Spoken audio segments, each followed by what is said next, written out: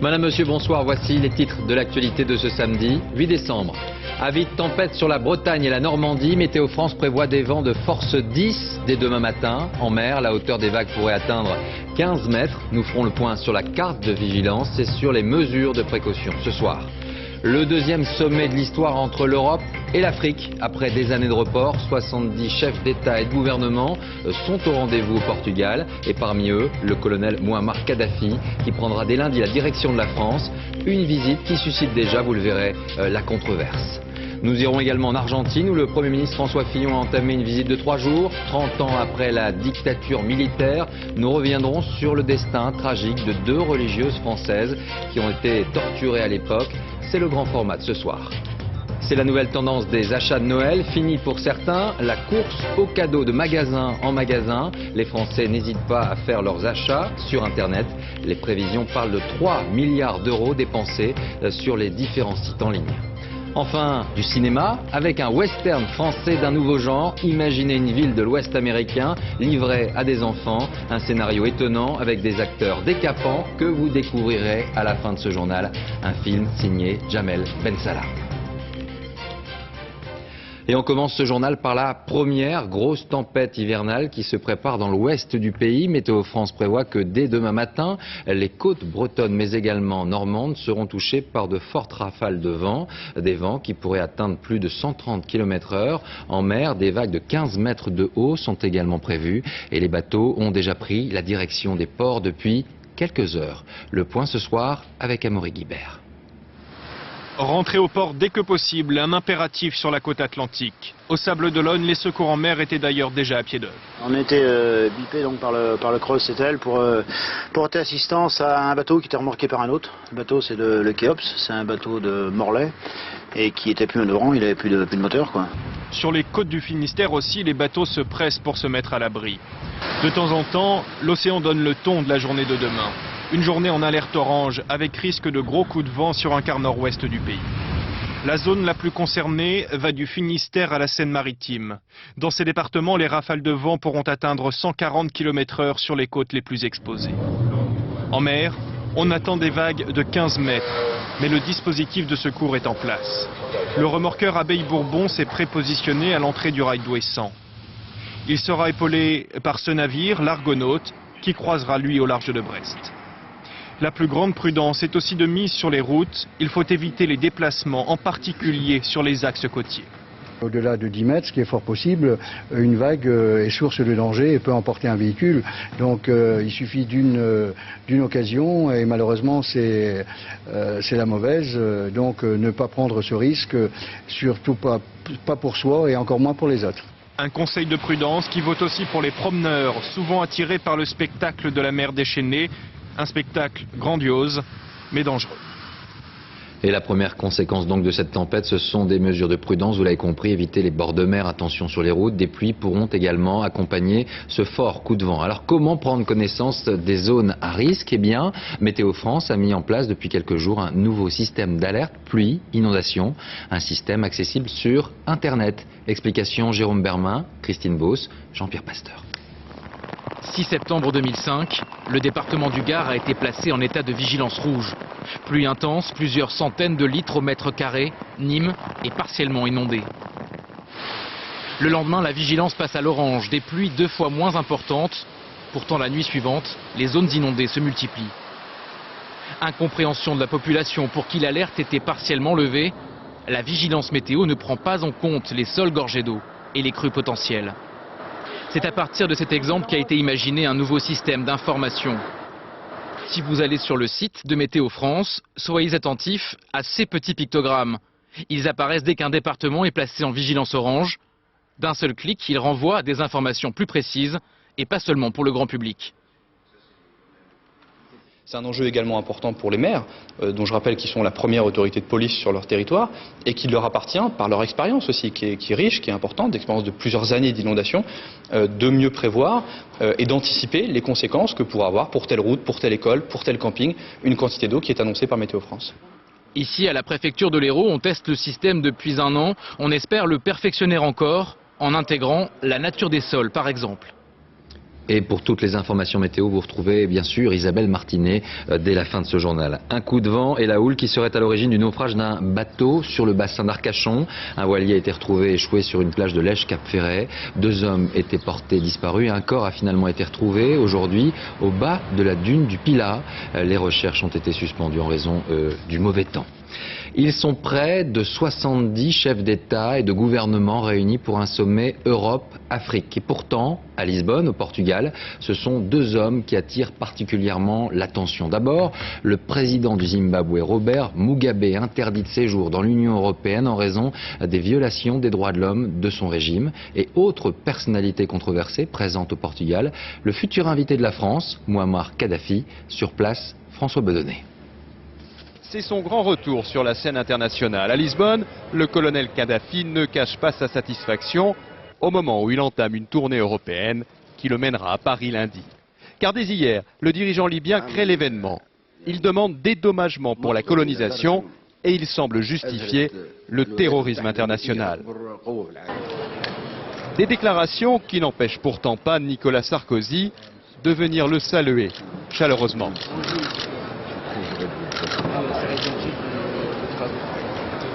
Et malgré la pluie de critiques que provoque en France la visite de Mouammar Kadhafi, le président de la République maintient ce soir sa position. Si nous n'accueillons pas des pays qui prennent le chemin de la respectabilité, que devons-nous dire à ceux qui prennent le chemin inverse? Et j'ai dit au président Kadhafi que j'encouragerais ce retour vers la respectabilité internationale. Autre dirigeant très contesté, Robert Mugabe, 87 ans, officiellement interdit de séjour en Europe pour violation des droits de l'homme. Le président du Zimbabwe, qui muselle l'opposition dans son pays, a été ici vertement critiqué par la chancelière allemande. À Lisbonne, tous les sujets qui divisent l'Europe et l'Afrique auront donc été abordés, mais ce sommet aura aussi montré que 50 ans après la décolonisation, la plupart des plaies restent ouvertes. Et la visite du président Kadhafi, qui commencera donc dès lundi, suscite déjà des commentaires. Ainsi, Pierre Moscovici, le président socialiste de la commission d'enquête sur la libération des infirmières bulgares, estime que cette visite est tout simplement le véritable prix de leur libération. On l'écoute. Je trouve que cette visite est un excès d'honneur. Je crois que c'est une reconnaissance d'un régime qui reste encore un régime douteux. Le colonel Kadhafi a certes fait une évolution vers la communauté internationale. Il a certes renié, par exemple, les ambitions nucléaires qu'il pouvait avoir ou combattu le terrorisme, mais il reste encore un homme très, très ambigu. Et je trouve que ce nouvel ami de Nicolas Sarkozy est bien payé pour avoir, pendant des années et des années, torturé des femmes, torturé un homme. Et il y a encore des hommes et des femmes qui sont torturés dans ces geôles. François Fillon est en Argentine. Il représentera la France lors de la passation de pouvoir entre le président sortant, Néstor Kirchner, et son épouse, Cristina, qui a été élue le 28 octobre dernier. Le Premier ministre qui rendra également ce soir hommage à Buenos Aires à 2 religieuses françaises enlevées, torturées et exécutées par la junte militaire à la fin des années 70. Zindine Boudaoud et Mathieu Drejoux vont vous raconter leur destin tragique. C'est le grand format de ce samedi. La trace des 2 religieuses françaises se perd en 1977 à l'école de mécanique de la Marine, un centre de torture sous la dictature. Sœur Léonie Duquet et sœur Alice Domont ont sans doute été assassinées toutes les 2. 5000 personnes, dont Lila Pastoriza, ont été torturées ici. C'est l'une des rares survivantes. Cette militante de gauche a vu Léonie Duquet peu de temps avant sa mort, à cet endroit précis. Elle m'a dit qu'on était dimanche, le jour du Seigneur, qu'il fallait prier. On a parlé à voix basse.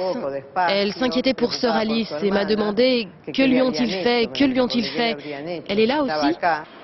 Pour couvrir son crime, le régime militaire fabrique une fausse preuve, une photo des 2 religieuses sous une banderole des Montoneros, la guérilla d'extrême gauche. Ce montage est censé innocenter la junte au pouvoir. Celui qui a fabriqué la banderole, c'est lui. Prisonnier, on l'y a contraint. Après la photo, Ricardo Coquet n'a plus jamais revu les 2 religieuses. Il les avait surnommées les petites sœurs volantes. On a compris qu'elles avaient été jetées d'un avion. Les restes de Léonie Duquet ont été identifiés en juin 2005 dans une fosse commune, mais pas ceux d'Alice Daumont. Léonie Duquet repose dans le jardin d'une église de Buenos Aires. Leur bourreau, surnommé l'ange blond de la mort, c'est lui, Alfredo Astiz, un officier de la marine déjà condamné à la perpétuité en France. Paris demande son extradition, mais il doit aussi être jugé dans son pays. Ni lui ni son défenseur ne répondent aux journalistes. Son avocat ignore que notre caméra l'enregistre. Le capitaine Astiz n'était pas présent quand les deux sœurs françaises, sœur Mitraillette et sœur Bombe Atomique, ont disparu. Elles sont intervenues dans la situation argentine. Alors qu'elles étaient étrangères, elles n'avaient rien à faire ici. Sœur Yvonne Pierron a échappé de justesse aux griffes du capitaine Astiz. Alice et Léonie. Elle partageait l'engagement de sœur Alice et sœur Léonie aux côtés des pauvres. À 79 ans, elle vit toujours aujourd'hui en Argentine. Le survivant vit pour témoigner la vérité. Et je dis toujours, il n'y a pas besoin d'exagérer pas ce qui s'est passé, parce que c'est tellement monstrueux qu'avec la pure vérité, c'est déjà monstrueux. L'Argentine a encore du mal à regarder son passé en face. Les mères des disparus, les folles de mai, n'ont jamais été folles, mais elles tournent toujours pour la vérité. L'ex-capitaine Alfredo Astiz doit maintenant répondre des crimes dont il est soupçonné devant la justice de son pays. Ce procès, attendu avant la fin de l'année, sera surtout le procès de la junte militaire et de ses méthodes barbares. Les familles des victimes réclament la vérité depuis 31 ans. En France, justice avec le verdict dans l'affaire du bus incendié de Marseille. Après 3h30 de délibéré hier soir, les peines prononcées vont de 5 à 9 ans de prison. Des peines équilibrées, accueillies dans un climat plutôt apaisé. Retour sur ce verdict avec Stéphane Despinois et Michel Comin. La cour d'assises des mineurs a créé la surprise hier soir. Elle n'a pas lourdement condamné les jeunes incendiaires. Les familles s'attendaient à bien pire. On attendait 30-15 ans, on se sent soulagé, même que c'est beaucoup 7 ans. Voilà, se sent soulagé, c'est mieux. Mieux que 30 ans, mieux que 15 ans et mieux que 10 ans. Celui qui a avoué avoir lancé le mouchoir enflammé est condamné à 9 ans. L'avocat général en avait requis 15. La cour d'assises a retenu qu'elle jugeait des mineurs et a retenu que leurs agissements ont causé des conséquences involontaires puisqu'ils n'avaient pas choisi de faire du mal physiquement à quiconque. Le jeune ayant reconnu avoir jeté de l'essence dans le bus écope de 7 ans. Les 3 autres, poursuivis pour avoir notamment bloqué les portes, de 7, 4 et 3 ans ferme. L'avocat du 6e a le sourire, son client est acquitté. Selon la défense, c'est un verdict nuancé. La justice des mineurs a été réhabilitée dans ce procès. C'est capital. Je veux dire que les jurés des Bouches-du-Rhône et la cour d'assises, là, ont été absolument formidables, sans être laxistes. Toujours dans la retenue, la famille de Mama Galédou n'a pas commenté le verdict. Elle l'accepte. Ce que Maman et sa famille demandaient depuis le début, c'était vérité, justice. Nous souhaitons que de tels actes ne se reproduisent plus jamais. Et son cousin lance un appel. Je pense que Maman, encore pour son rétablissement, a besoin des prières de tout le monde. Et nous demandons à tout le monde de continuer à prier pour elle, pour l'aider à guérir rapidement et fortement. Informé du verdict, Mama Galédou a dit à son avocat « Pour moi, c'est fini dans ma tête ». Mais un autre procès s'annonce. Les 2 plus jeunes, condamnés par le tribunal pour enfants à 8 ans de prison au mois de septembre, comparaîtront à nouveau en appel en février. Dans l'enquête sur l'affaire du colis piégé qui a fait un mort jeudi dans un cabinet d'avocats parisiens, l'homme qui avait été placé en garde à vue quelques heures après les faits nie toujours son implication dans l'attentat. Selon la police, son audition n'aurait pour l'instant apporté aucun progrès dans l'enquête. Le procès Colonna n'est définitivement pas un procès comme les autres. Après 4 semaines d'audience, les juges de la cour d'assises, les avocats des différentes parties et l'accusé se rendront donc demain à Ajaccio. Un transport onéreux placé sous très haute surveillance. Pas moins de 500 policiers et gendarmes seront mobilisés. Un déplacement pour quelle raison? Explication, Olivier Théron, Virgiliado. Le préfet Erignac est tombé ici, 3 balles dans la nuque, le 6 février 1998. Demain, la cour d'assises spéciale, les magistrats, les avocats et Yvan Colonna, l'accusé du meurtre, viendront voir les lieux. Il ne s'agit pas d'une reconstitution, mais d'un déplacement demandé par les avocats d'Yvan Colonna. Ils espèrent étayer leur défense, prouver qu'il n'y avait que 2 tueurs et pas 3, comme le soutient l'accusation. C'est toute une logistique qui a dû se mettre en place. Plus de 500 policiers et CRS sont mobilisés pour sécuriser les lieux et assurer le huis clos comme dans une salle d'audience. On se trouve dans le cadre de la loi de 1881, qui est le même que dans une salle d'audience, c'est-à-dire qu'il est interdit de capter, d'enregistrer et ensuite de diffuser une image de la cour d'assises. En ce qui concerne l'accusé, vous savez qu'il y a des textes qui prévoient qu'il est interdit de diffuser l'image d'une personne qui est entravée. Pour Yvan Colonna, arrêté il y a 4 ans, ce retour en Corse, même dans ces conditions, sera particulièrement éprouvant. La cour arrivera en Transal à l'aéroport d'Ajaccio avant de se rendre à Pietrosel. C'est ici que l'arme qui a servi à tuer le préfet Erignac a été dérobée lors de l'attaque de la gendarmerie. Ensuite, les magistrats iront rue Colonna d'Ornano à la tombée de la nuit pour avoir la même luminosité que le soir du meurtre. Demain, ici, il y aura des projecteurs surpuissants dirigés sur les façades pour débusquer les journalistes. Des bâches pour protéger la cour et Yvan Colonna. Une ambiance d'état de siège pour essayer de mieux comprendre ce qui s'est passé lors de l'assassinat du préfet Erignac.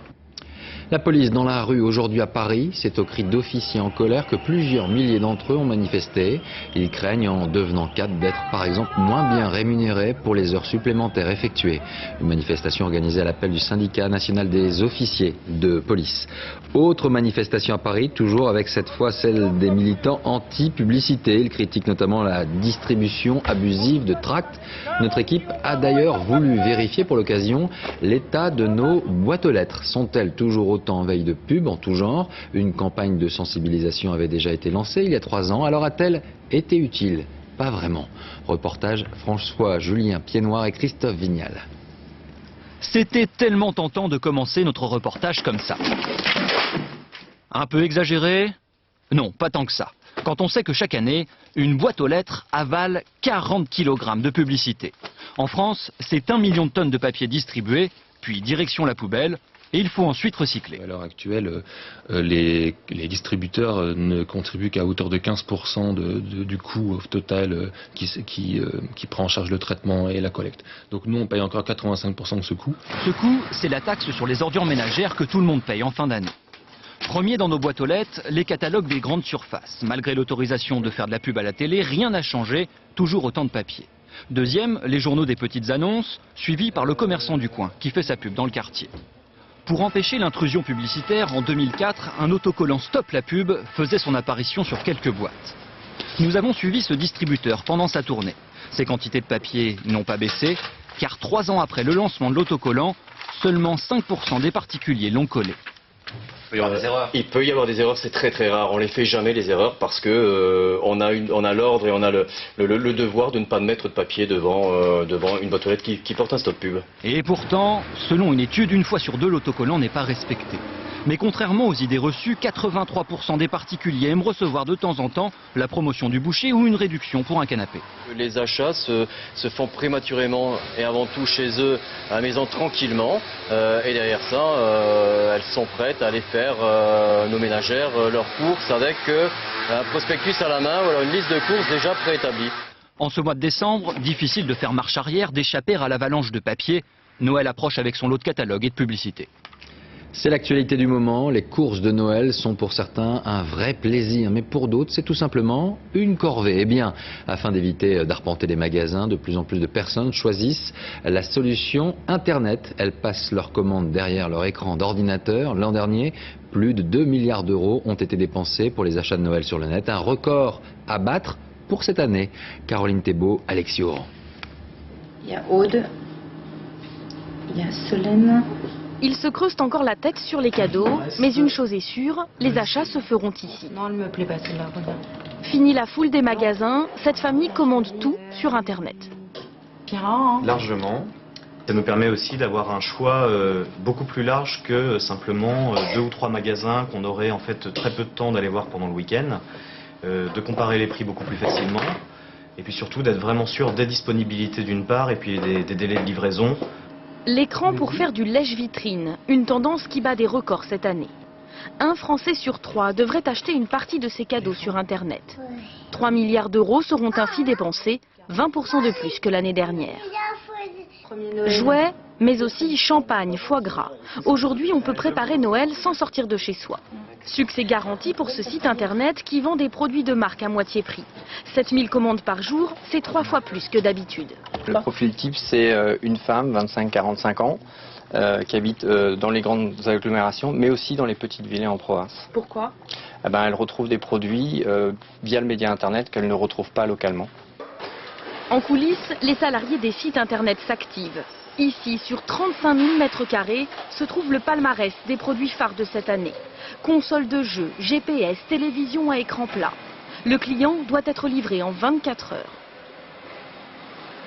Nous sommes à environ 35 000 à 40 000 commandes par jour, soit 3 à 4 fois une journée normale de l'année, pour un mois de décembre qui représente à peu près 20% de notre chiffre d'affaires. Chaque client dépense en moyenne 200 €. Reste à acheter soi-même le papier cadeau.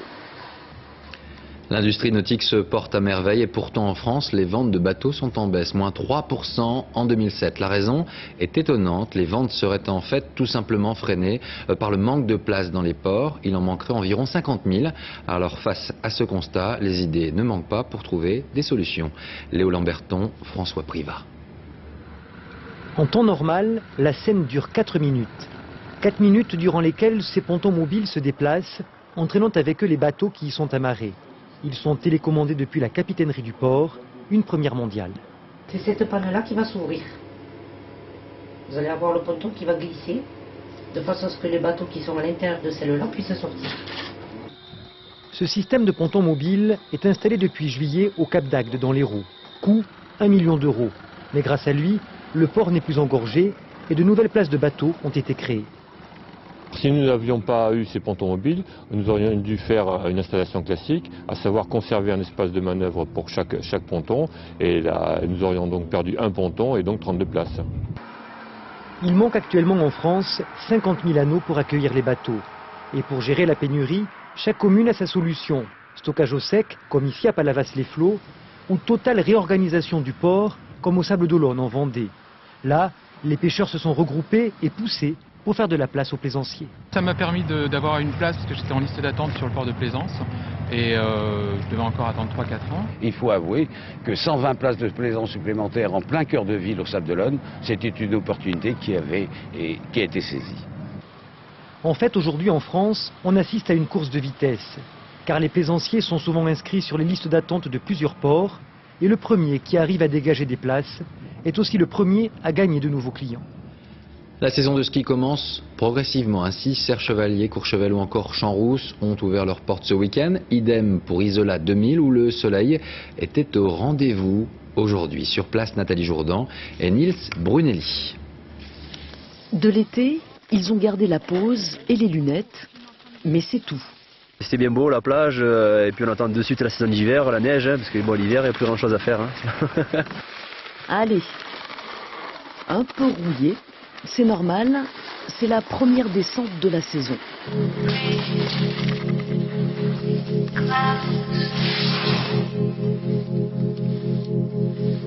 Neuf mois qu'ils attendaient ça. Alors même si la neige est un peu dure, après une si longue attente, forcément... Elle est fraîche, elle est souple, elle est super.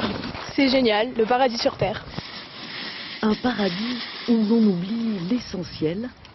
Un paradis un peu trop pentu. Mais c'est comme ça. Alors mon père il a dit que c'est pas difficile et moi je pleurais.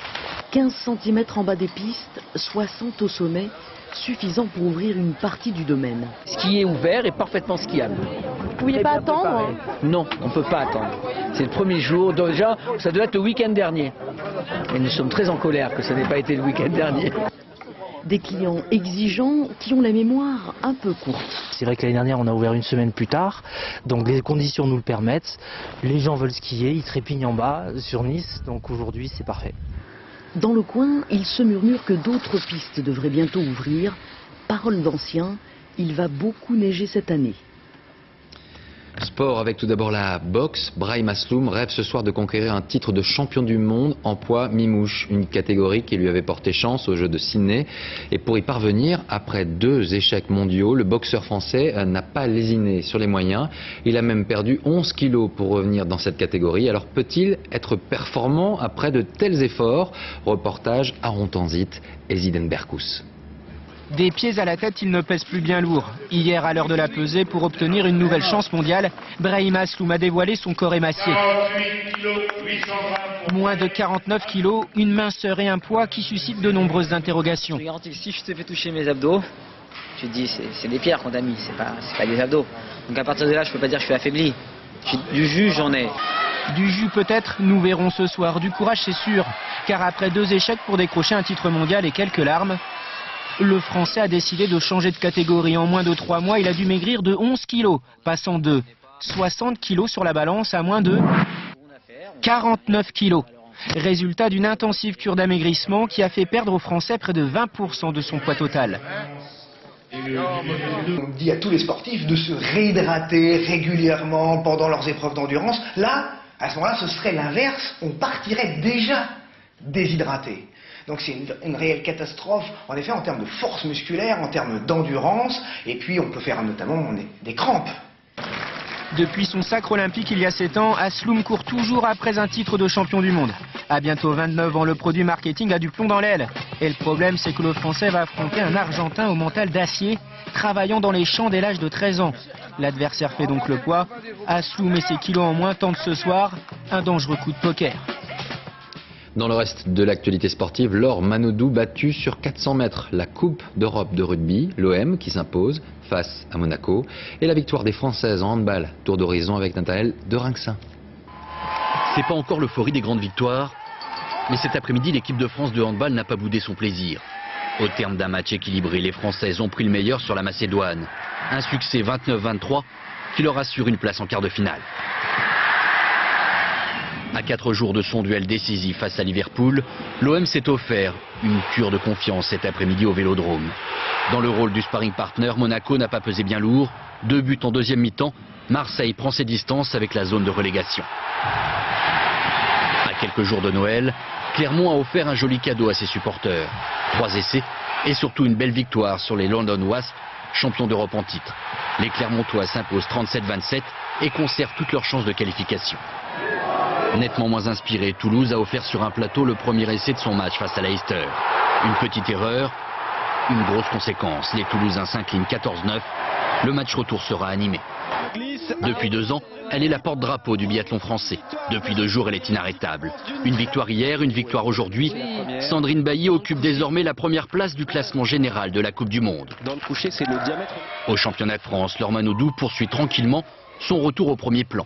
Cet après-midi, la championne olympique a remporté le 200 mètres nage libre presque sans forcer. C'est son 48e titre de championne de France. La routine, quoi. La crise au Paris Saint-Germain avec cette conséquence, folle conséquence, puisque Jérôme Rotten, qui était en froid avec certains supporters, a fait l'objet de menaces très graves dans la nuit de jeudi à vendredi à son domicile. Son véhicule a d'ailleurs été endommagé, le joueur a déposé plainte et la police a choisi de protéger l'international français. Paris se déplacera demain à Auxerre pour un match à nouveau sous haute tension. La page cinéma de ce samedi soir avec un film français familial et vraiment original, Big City, signé Jamel Ben Salah. Il a choisi de renouveler le western en donnant la grande partie des rôles de son film à des enfants. Mais attention, il ne s'agit pas uniquement d'un film où l'on rit, souvent. On y parle injustice, racisme, écologie. On y revient dans un instant avec 2 des héros du film. Tout d'abord, le reportage de Marie Jaujoin et Jean-Marie Lecartier. L'héroïne de ce western a 10 ans, l'âge moyen des jeunes acteurs de Big City. Après 6 mois de tournage au Canada et en Bulgarie, ils assurent la promotion du film en province par petits groupes, ici à Lyon. Ils racontent l'histoire de cette ville abandonnée par les parents, où les enfants se retrouvent livrés à eux-mêmes. Dans ma famille, nous sommes mères de père en fils depuis 1732. Avec pour seule compagnie un ivrogne et l'idiot du village. On reprendra le métier de son père. Le postulat du scénario, donner à des enfants les rôles et les mots d'adultes, pour mettre en exergue le racisme et l'intolérance du monde.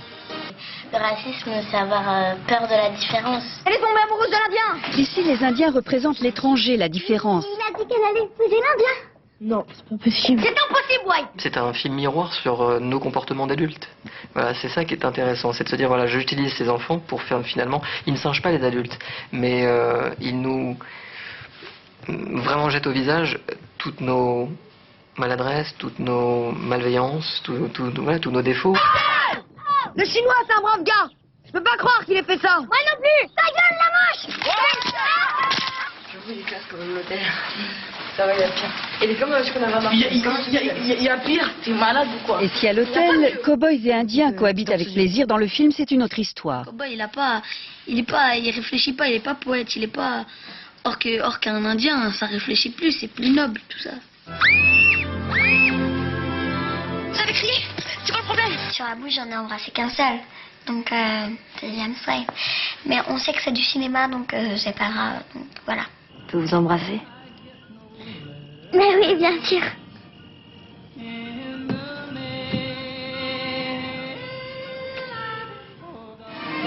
Tous ces jeunes acteurs ont apporté leur fraîcheur, leur bon sens et aussi leur sens inné de l'injustice, même sur scène. Pourquoi certains ont été doublés pour les cascades et pas les autres? Pour moi, le ménage, c'était pas une doublure, c'était vraiment moi qui...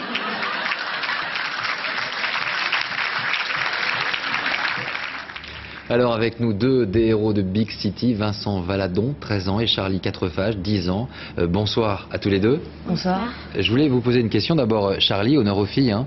Ça vous dérange pas? Non, pas du tout. Vous jouez une entraîneuse de saloon. Jamel Ben Salah, il t'a très vite expliqué les choses. Il t'a expliqué ton rôle, il t'a expliqué ce qu'il fallait faire. Bah en fait, je le savais déjà. C'est vrai, après, elle m'a un petit peu précisé 2 ou 3 choses, mais sinon, je savais déjà à peu près ce que c'était, donc il n'y avait pas vraiment de soucis. Il n'y avait pas de surprise? Non. Alors, à vos côtés, il y a Vincent, alias James Wayne. Alors, c'est qui James Wayne? Tu joues le héros, en fait, en quelque sorte? C'est ça, c'est le héros de l'histoire, le gentil du film. Celui qui sauve tout le monde? Voilà, il sauve tout le monde, mais il a quand même il a un côté très naïf, en fait. C'est vrai que les filles, il voit pas trop quand les filles l'aiment. Il n'a pas les yeux encore de l'amour, quoi. Voilà, c'est ça. Et vous finirez par tomber amoureux l'un de l'autre, peut-être? Dans la réalité, je sais pas. Ah, dans la réalité, non, dans le film. Non, mais dans le film, on vous dit pas. Faut aller au cinéma le 10 décembre. Faut aller au cinéma. Alors, Charlie, Big City, c'est plutôt un film comique, on rigole, ou pas seulement? Moi, je dirais pas seulement.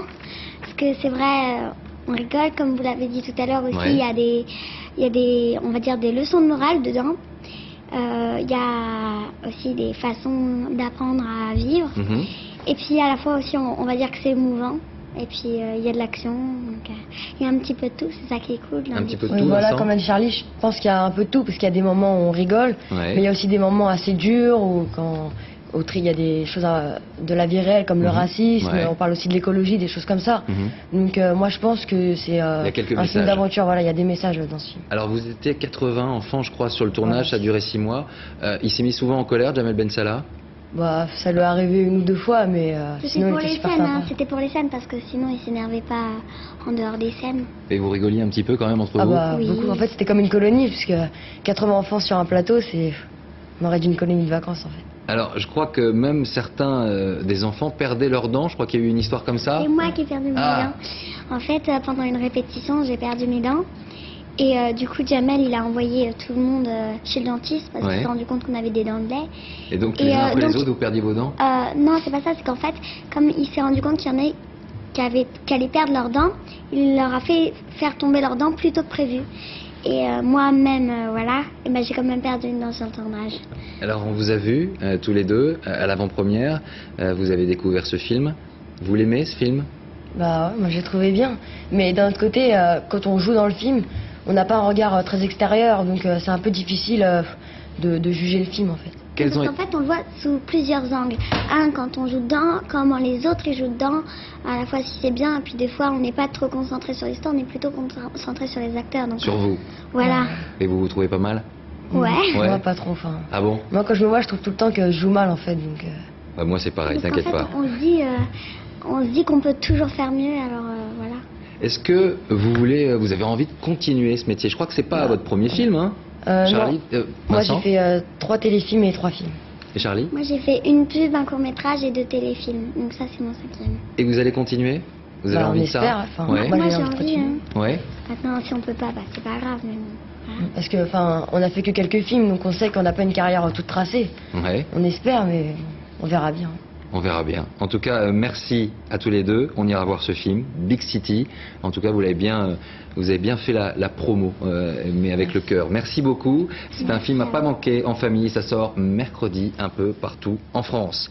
Musique, c'est l'un des grands rendez-vous de l'année en Bretagne. Les Transmusicales de Rennes. Le festival a toujours eu du nez pour découvrir les nouveaux talents.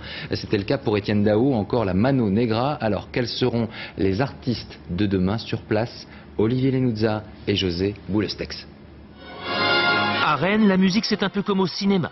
Il y a des projecteurs et il y a des vedettes, des chanteuses venues de Belgique. L'été dernier, Philippe Catherine les invitait à ses côtés sur scène, car l'homme les adore.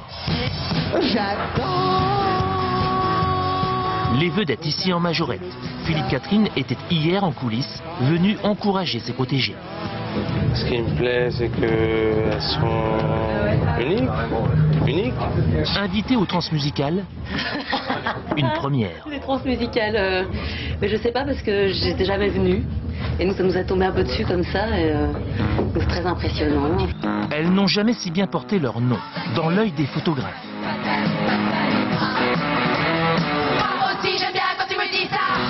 Cette année à Rennes, les filles sont à l'honneur. Elles ont été trop longtemps mises de côté. C'est la revanche des femmes.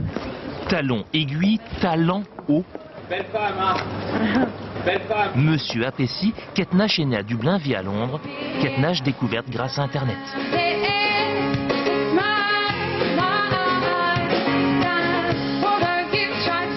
Les adolescents succombent. Elle a une très belle voix. J'enregistrais des chansons sur mon ordinateur portable. Et maintenant, je suis ici. Dans tous les pays où je passe, des gens me connaissent. C'est vraiment dingue.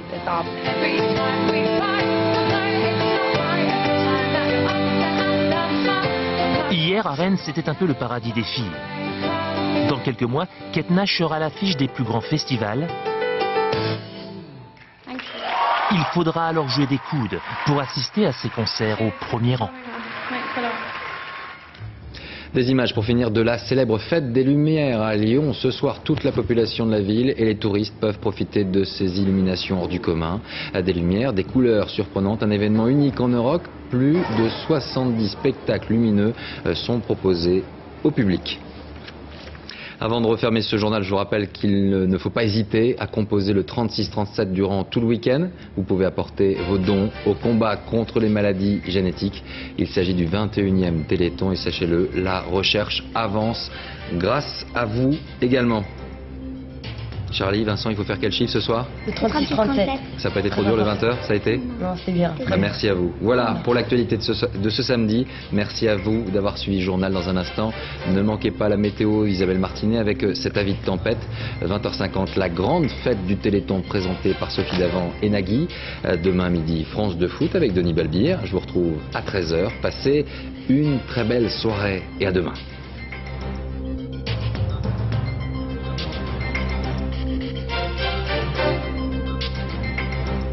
L'info en continu, c'est aussi sur France2.fr.